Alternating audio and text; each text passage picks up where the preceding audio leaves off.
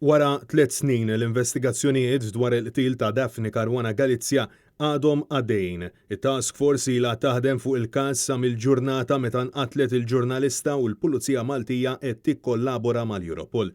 Sostna dan fix-xhieda tiegħu l-Ispettur Kurt Zara, wieħed mill-investigaturi fl-assassinju tal-ġurnalista Daphne Caruana Galizia, fit-tieni xhieda li taf l-inkjesta pubblika li hija mmexxija mill-imħallef emeritu Michael Mallija, mill-Prim Imħallef emeritu Joseph Said Pulicino u l-imħallef Abigail Lofaro.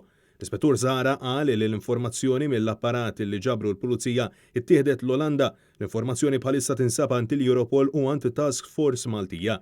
Meta kienet iwieġeb għad-domandi tal-Avukat Feris Komudini Kakija u l-Bord ta' inkjesta, huwa qal li l-Avukat Ġenerali m'għandix kopja ta' dan il-materjal sa fejn jafu, imma mhux ċert 100%. Ix-xhud qal li din l-informazzjoni għandha tiġi ppreżentata fil-kompilazzjoni kontra Jorgen Fenech li jinsab akkużat b'kompliċità fil-qtil ta' Daphne Caruana Galizia.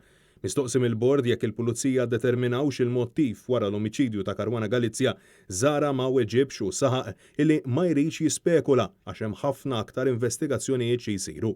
Filwaqt li ma daħalx f'dettalji, Zara konferma li mid-dejta elevata hemm komunikazzjonijiet ma' numru ta' persuni pubbliċi u saħaq li dan il-materjal ser ikun qed jiġi preżentat lill-inkjesta lejn Novembru.